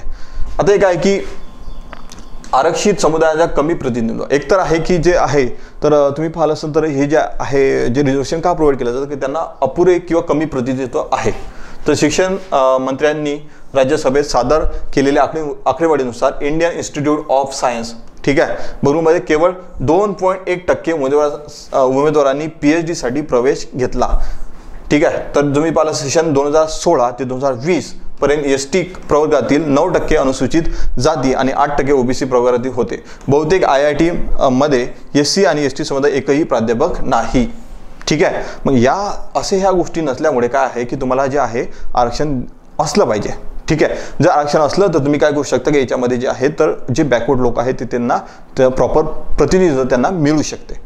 अजूनही समान संधीचा अभाव म्हणजे काय, अजूनही जर पाहिलं एवढा जरी आपला देश डेव्हलप झालेला आहे तरी पण जर पाहिलं असेल तर इक्वल ऑपॉर्च्युनिटी मिळत नाही. ठीक आहे, इक्वल ऑपॉर्च्युनिटी मिळत नाही. तर भारत प्रगती करत असला तरी समाजातील काही वर्गांना आरक्षण देण्याची गरज आहे. वंचित लोकांना समान संधी आणि दर्जा प्रदान करणे हे सरकारचे कर्तव्य आहे. आजही अनेक लोक खालच्या जातीतील आहेत आणि त्यांना समान संधी आणि दर्जा मिळत नाही. म्हणून ते जे आहे आपल्याला आरक्षण तुम्हाला असलं पाहिजे आपल्या भारतामध्ये. तर ते जे आहे हा त्याच्या फेवरमध्ये जो आहे आपला हा सेकंड युक्तिवाद आहे. ठीक आहे, तर याच्यात एक आहे की समान संधी आजपर्यंत काही लोकांना समान संधी मिळत नाही. काही लोक ते खालच्या जातीचे आहे तर त्यांना म्हटलं जातं तुम्ही खालच्या जातीचे आहे तुम्हाला अशी संधी मिळणार नाही आहे. तर मग संधी मिळत नाही आहे तर मग अशा वेळेस काय होऊ शकते, सरकारचं हे कर्तव्य आहे का त्यांना ते अपॉर्च्युनिटी प्रोव्हाइड करणे आणि हे कशा थ्रू करू शकते, हे तुमचं रिजर्वेशन थ्रू करू शकते. ठीक आहे, त्यानंतर आहे एक समतल खेळाचे क्षेत्र. ठीक आहे, लेवल प्लेइंग फील्ड जे आहे ते आपण म्हणू शकतो की त्यांना ते क्रिएट करणं. तर आरक्षण एक समान खेळाचे क्षेत्र प्रदान करते कारण ऐतिहासिकदृष्ट्या शिक्षण कौशल्य आणि आर्थिक गतिशीलतेपासून वंचित राहिलेल्या मागास घटकांसाठी ज्यांना शतकानुशतके या साधनांमध्ये प्रवेश होता त्यांच्याशी अचानक स्पर्धा करणे कठीण आहे. ठीक आहे, म्हणजे आता जर पाहिलं असेल तर काही जे आहे ते बनलेले आहे एलिट क्लास बनलेला आहे. तर ते जर त्यांना जर तुम्ही जसं मी सांगितलं हे या बॅकवर्डला थोडं वर आणण्यासाठी तुम्हाला ते सपोर्ट करावं लागणार आहे. पण आता जेव्हा असं राहणार जर आरक्षण नाही राहणार तर हे तर ॲक्च्युली बनलेले आहे आणि हे जे आहे ते हे बनले नाही आहे. तर अशा वेळेस ते स्पर्धा होईल. पण जेव्हा मग तुम्ही जर त्यांना हे आरक्षण असा सपोर्ट दिला तर हे लेवल प्लेइंग फील्ड क्रिएट होऊ शकते. ठीक आहे, आरक्षित समुदायासाठी संधी कमी करणे म्हणजे LPG सुधारणापासून म्हणजे जे लिबरलायझेशन प्रायव्हेटायझेशन ठीक आहे, ग्लोबलायझेशन हे जेव्हा झालेलं होतं, समाजापासून PSU आणि शिक्षण क्षेत्राच्या खाजगीकरणामुळे खाजगी क्षेत्रातील आरक्षणाच्या कमतरतेमुळे राखीव समुदायाच्या संधी कमी झाल्या आहेत. म्हणून सार्वजनिक संस्थांमधील आरक्षण हे स्पर्धा करण्यासाठी एक साधन असल्याचे दिसते. सामान्य श्रेणीतील उमेदवार जे असते, तर आता जर पाहिलं असेल जे समजा जनरल कॅटेगरीतला असतो, ठीक आहे, तर जनरल कॅटेगरीतला तर एक तर आहे की जो आता जनरल कॅटेगरीमध्ये राहतात कोण, तर एकतर तो जो आहे तो एक एलिट क्लासमध्ये तो आलेला आहे, ठीक आहे. पण जेव्हा जर पाहिलं असेल तर LPG जेव्हा झालं, म्हणजे जे आपण म्हणतो जे सुधारणा झाल्या होत्या, इकॉनॉमिक रिफॉर्म झालेले होते, त्या इकॉनॉमिक रिफॉर्ममध्ये जे सांगितलेलं आहे की आणि त्यानंतर PSU आणि शिक्षण क्षेत्राच्या खाजगीकरणामुळे खाजगी क्षेत्रातील आरक्षणाच्या कमतरतेमुळे राखीव समुदायाच्या संधी कमी झाल्या आहेत, ठीक आहे. म्हणजे काय आहे की जेव्हा खाजगीकरण जास्तीत जास्त खाजगीकरण झालेलं आहे, ठीक आहे, आणि खाजगीकरण झाल्यामुळे काय आहे की तिकडे तर रिझर्वेशन लागू होत नाही. मग यामुळे काय आहे की जे संधी मिळायला पाहिजे होती, जे मागासवर्गांना ते संधी मिळत नाही, ठीक आहे. आणि संधी न मिळाल्यामुळे काय होते की त्यांचं जे आहे त्यांची जी प्रगती व्हायला पाहिजे किंवा डेव्हलपमेंट व्हायला पाहिजे ते डेव्हलपमेंट होणार नाही. तर मग यासाठी सुद्धा आपल्याला काय जे आहे आरक्षण पाहिजे. त्यानंतर आहे डिस्क्रिमिनेशन कमी करण्यासाठी. आता भेदभाव सुरूच आहे. आरक्षण सुरू करण्याचा खरा उद्देश हाच होता, जुने जातीय पूर्वग्रह आणि आरक्षण समुदायावरील भेदभाव मोडून काढणे. पण स्वातंत्र्याच्या वर्षांनंतरही काही वर्षापूर्वी खालच्या जातीतील लोकांकडे त्याच नजरेनं पाहिले जाते. आजही ग्रामीण भागात मोठ्या जातीय भेदभाव आहे. तुम्ही जर रुरल एरियामध्ये गेले तर तिकडे जर पाहिलं असेल तर जातीय भेदभाव आज सुद्धा आहे. आपल्याला स्वातंत्र्य मिळून किती वर्ष झाले तरीही आहे. तर यामुळे जे आहे तर त्यांना जे असं त्यांच्याकडे पाहिलं जातं त्या वेळेस तुम्हाला त्यांना काहीतरी सपोर्ट प्रोव्हाइड करावा लागेल ॲज अ गव्हर्नमेंट म्हणून, ठीक आहे. तर त्यामुळे सुद्धा आपल्याला आरक्षणाची गरज आहे. आता विरुद्ध युक्तिवाद, तर मागासलेपणाची शरत. आता काय आहे की मागासलेपणाची शरत म्हणजे काय की आरक्षण धोरणामुळे अनेक नवीन समुदायामध्ये अगदी प्रबळ प्रादेशिक जात गटांमध्ये सरकारी नोकऱ्या आणि शैक्षणिक संस्थांमध्ये आरक्षणाची मागणी करण्यासाठी शर्यत सुरू झाली आहे. म्हणजे प्रत्येकजण जे आहे ते प्रत्येकजण आपल्याला प्रूव्ह करण्यासाठी लागलेले आहे की आम्ही बॅकवर्ड आहे, आम्हाला तुम्ही रिझर्वेशन द्या, ठीक आहे. तर हे जे आहे तर यामुळे काय होत आहे की जास्तीत जास्त लोक हे आंदोलन वगैरे ह्याच्यामुळे होत आहे की आम्ही बॅकवर्ड आहे, आम्हाला आरक्षणाची गरज आहे. त्यानंतर आहे की निरर्थक होणे. म्हणजे आधुनिक युगात जाती आधारित व्यवस्थेद्वारे आरक्षण निरर्थक बनले आहे आणि जे आर्थिकदृष्ट्या वंचित आहेत त्यांच्याकडून संधी हिरावून घेत आहे, ठीक आहे. जसं मी सांगितलं की रिझर्वेशन जे आहे हे जर पाहिलं असेल तर जे त्याचा जो मोटिव्ह होता तो मोटिव्ह काय आहे की तो मोटिव्ह थोडासा कमी होत चाललेला आहे. का होत चाललेला आहे कारण की समजा आपलं जो मॉडर्न युग आहे आपलं, ठीक आहे, त्याच्यामध्ये काय झालेलं आहे की ज्यांना आता जसं मी सांगितले मागास जे आहे तर मागास तर वरती आले, ठीक आहे, मागास वरती झाले, ते फॉरवर्ड झाले, तरी पण जे आहे ते त्यांचं आरक्षण ते गिव्ह अप करत नाही. आणि जे वंचित आहे, जे आर्थिकदृष्ट्या जे कमजोर आहे तर त्यांना ते आरक्षण दिल्या जात नाही, ठीक आहे, किंवा त्यांना जे संधी ते प्रोव्हाइड केल्या जाऊ शकत नाही. तर यामुळे काय होते कारण की हे आरक्षण असल्यामुळे होते. कारण एखादा जरी एखादा स्ट्रॉंग व्यक्ती असला त्याला जर आरक्षण दिलं जात आहे तर अशा वेळेस काय होत आहे की जो मागास आहे तो मागासच राहत आहे आणि जो वरती आलेला आहे त्याला वरती आल्यानंतर त्याला आरक्षण सुद्धा मिळत आहे, त्याला फॅसिलिटी मिळत आहे आणि तो अजून वरती तो जात राहणार, ठीक आहे. जातीवादाला बळकटी देणे. आरक्षण व्यवस्था ही केवळ समाजात फूट पाडते ज्यामुळे विविध वर्गांमध्ये भेदभाव आणि संघर्ष निर्माण होतो. कारण ती अत्याचारी आणि जातीवादाचा तिचा आधार मिळत नाही. ते भारतात जातीवादाला चालना देत आहे. म्हणजे काय की आता तुम्ही पाहिलं असाल की SC किंवा ST किंवा OBC, ठीक आहे, किंवा EWS. आता जेव्हा तुम्ही पहा जेव्हा रिझर्वेशन दिलं जात असते तर मग ते जर अगोदर तुम्ही काय कॅटेगरायझेशन करत आहे, ठीक आहे, म्हणजे काय करता की तुम्ही जरी ते पॉझिटिव्ह डिस्क्रिमिनेशन असेल पण लोकांचा जो पर्स्पेक्टिव्ह आहे पाहण्याचा तो हा काय आहे की हे जातीवाद वाढवत आहे असं पर्स्पेक्टिव्ह आहे, ठीक आहे. त्यामुळे जे आहे तर हे तुम्हाला आरक्षण जर तुम्ही एक आरक्षण जर कमी केलं किंवा म्हणजे आपण पाहणार आहोत काय आहे समोर, तर पण हे जर आपण जर पाहिलं असेल तर आरक्षण जर नसलं, ठीक आहे, आरक्षण नसलं तर हे जे जाती व्यवस्था जे समान राहू शकते ते असं आपण त्याच्या अगेन्स्टमध्ये एक युक्तिवाद किंवा आपण आर्ग्युमेंट देऊ शकतो. आरक्षणाचा मूळ उद्देशाचे नुकसान म्हणजे काय झालं की मद्रास उच्च न्यायालयाने तिथले अधिवक्ता जे आहे तर त्यांनी काय होतं सुरित पार्थसारथी यांच्या मते आज आरक्षण धोरणाचे काही समुदायाविरुद्ध पूर्वग्रह संपवणे आणि ऐतिहासिक अन्याय दूर करण्याचा मूळ उद्देश गमावलेला आहे. पण आज ते सार्वजनिक रोजगार आणि सार्वजनिक शैक्षणिक संस्थांमध्ये जागा मिळवण्याचे साधन बनले आहे, ठीक आहे. जसं मी सांगितलं त्याचा प्राईम मोटिव्ह काय होता की जे ऐतिहासिक त्यांच्यावर अन्याय झालेला आहे ते काढून टाकणे. पण तुम्ही मद्रासचे जे अधिवक्ता होते त्यांनी म्हटलेलं आहे की तो गमावलेला आहे त्यांनी तो पहिला जो त्याचा प्राईम मोटिव्ह होता तो गमावलेला आहे आणि आज ते सार्वजनिक रोजगार आणि सार्वजनिक शैक्षणिक संस्थांमध्ये जागा मिळवण्याचे एक साधन बनले आहे फक्त, ठीक आहे, फक्त ते काय बनलेलं आहे, एक साधन बनलेलं, एक मीडियम बनलेला आहे की याच्यामध्ये तुम्हाला जागा आरक्षित करणे किंवा जागा मिळवण्यासाठी. ठीक आहे, आरक्षण हा मूलभूत अधिकार नाही आहे, तुमचा फंडामेंटल राईट नाही आहे आरक्षण. ठीक आहे, हा एक निकाली काढलेला कायदा आहे. सर्वोच्च न्यायालयाने एक वेळोवेळी पुनर्विचार केला आहे की घटना कलम 16 सब क्लॉज 4 किंवा कलम 16 सब क्लॉज 4A अंतर्गत आरक्षण किंवा पदोन्नती कोणताही मूलभूत अधिकार नाही. म्हणजे प्रमोशनमध्ये आरक्षण पाहिजे असेल तुम्हाला किंवा तुम्हाला याच्या सीट्समध्ये आरक्षण पाहिजे असेल, कुठेही आरक्षण जरी पाहिजे असेल, ते तुमचा जो फंडामेंटल राईट नाही आहे. त्याऐवजी ते परिस्थितीनुसार आवश्यक असल्यास आरक्षण देण्याची तरतुदी सक्षम करत आहे. हे कोशामध्ये झालं होतं मुकेश कुमार आणि दुसरे म्हणजे अन्य विरुद्ध उत्तराखंड राज्य आणि उत्तराखंड राज्य. ठीक आहे, हे तर 2020 मध्ये, म्हणजे एक उत्तराखंड राज्य होतं आणि त्यानंतर मुकेश कुमार आणि अन्य, तर यांच्या विरुद्ध हे केस झाले होते. या केसमध्ये हे सांगण्यात आलेलं होतं, 2020च आहे.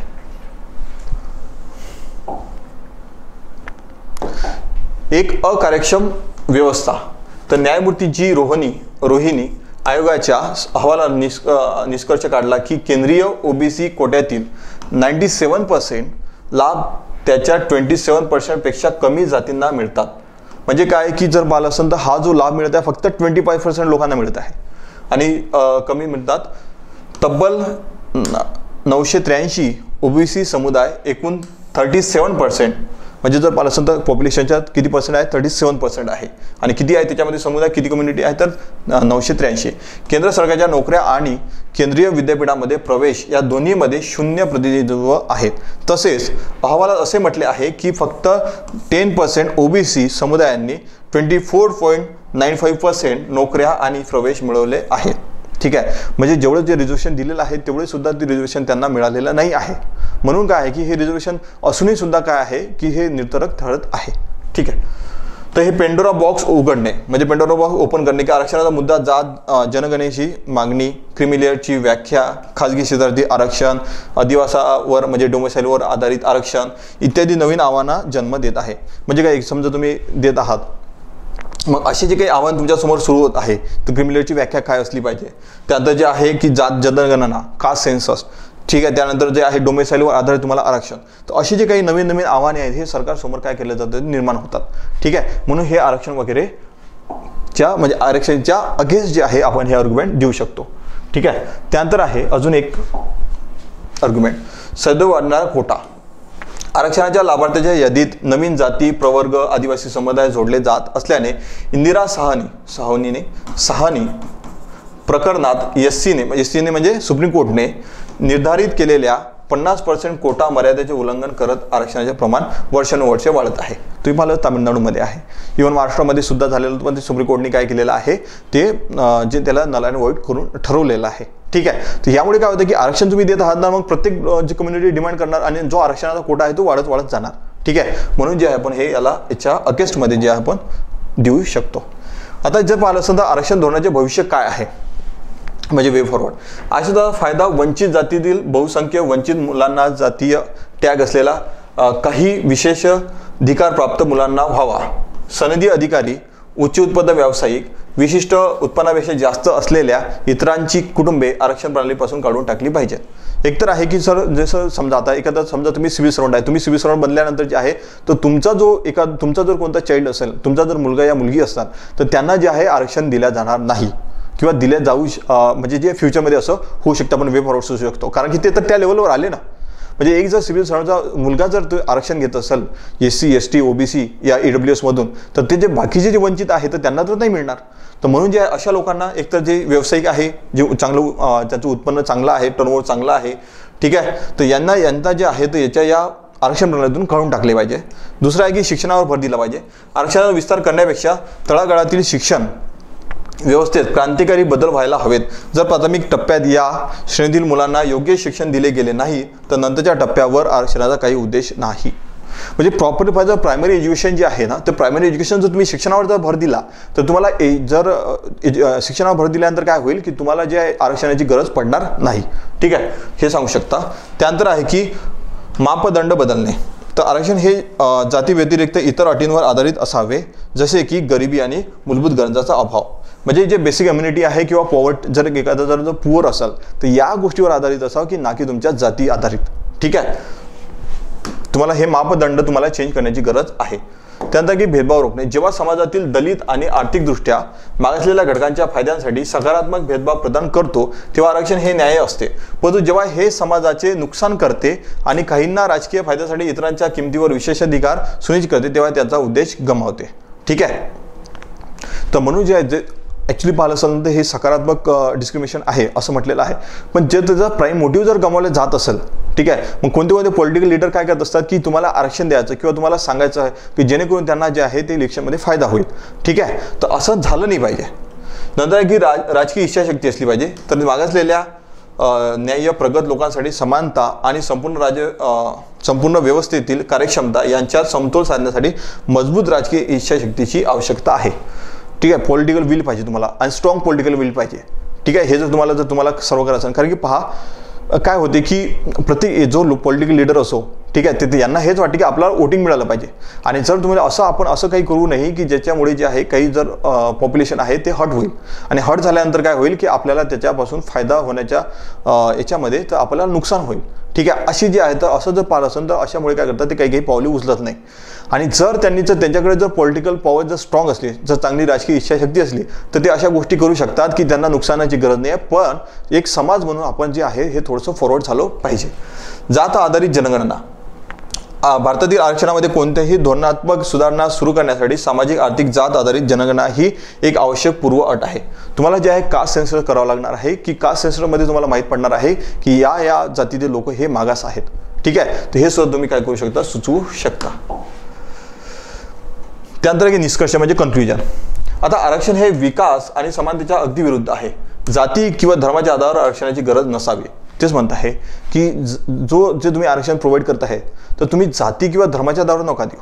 कारण का तुम्ही जाती आणि धर्माच्या आधारावर देता, तुम्ही ते जो आहे तो सोसायटी किंवा समाज तुम्ही डिवाइड करत आहात. ठीक आहे. तर हे कशाच्या आधारित असलं पाहिजे, तर त्यांच्याकडे कमी संसाधने आहेत, ज्यांच्याकडे जर रिसोर्सेस कमी आहेत त्यांना प्रत्यक्ष आधार देण्याची आणि प्रवेश प्रक्रियेत तसेच रोजगार संधीमध्ये गुणवत्तेला समान आणि योग्य महत्त्व दिले जावे. अशा प्रकारे आपण जातीभेद दूर करण्यात यशस्वी होऊ आणि आर्थिकदृष्ट्या श्रीमंतांना एकत्र आणून आर्थिकदृष्ट्या गरिबांना मदत करू, मग ते कोणत्याही जातीचे असोत.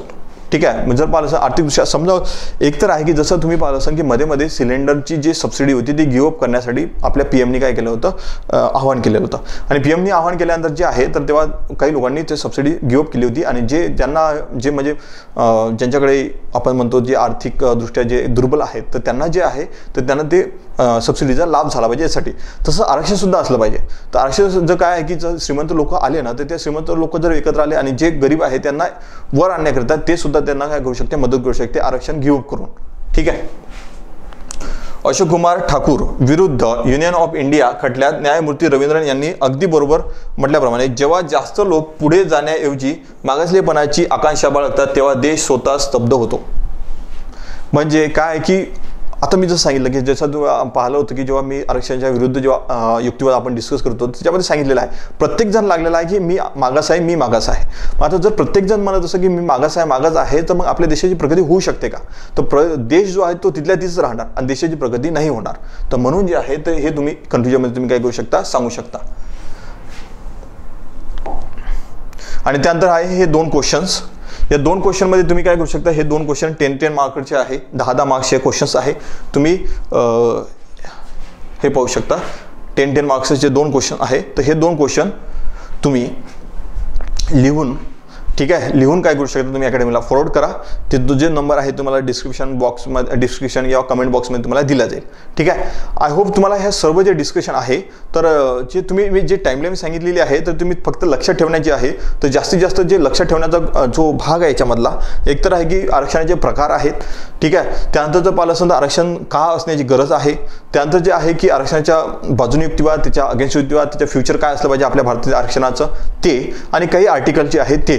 ठीक आहे. टाइमलाईन लक्षात ठेवली नाही तरी चालते, पण तरी तुम्हाला एक टाइमलाईन म्हणून मी तुम्हाला सांगितलं आहे. आणि त्याच्यामागे बऱ्याच काही जे आहे आपण काय म्हणतो खूप साऱ्या काही त्याच्यामागे स्टोऱ्या आहे. तर ते स्टोऱ्या डिस्कस न करता आपण जे आहे हे मेन्स पॉईंट ऑफ व्ह्यूने हे लेक्चर आपण काय केलेलं होतं, बनवलेलं होतं. तर हे जे आहे तुम्ही त्याच पर्स्पेक्टिव्हने तुम्ही पहा. ठीक आहे. आय होप तुम्हाला हे सर्व लेक्चर समजलं असणार. हे दोन्ही क्वेश्चन तुम्ही काय करायचे आहे की तुम्ही लिहायचे आहे आणि लिहिल्यानंतर तुम्ही काय करू शकता, फॉरवर्ड करू शकता मी जसं सांगितलं तसं. ठीक आहे. आय होप तुम्हाला सर्व गोष्टी समजल्या असतात. Thank you so much.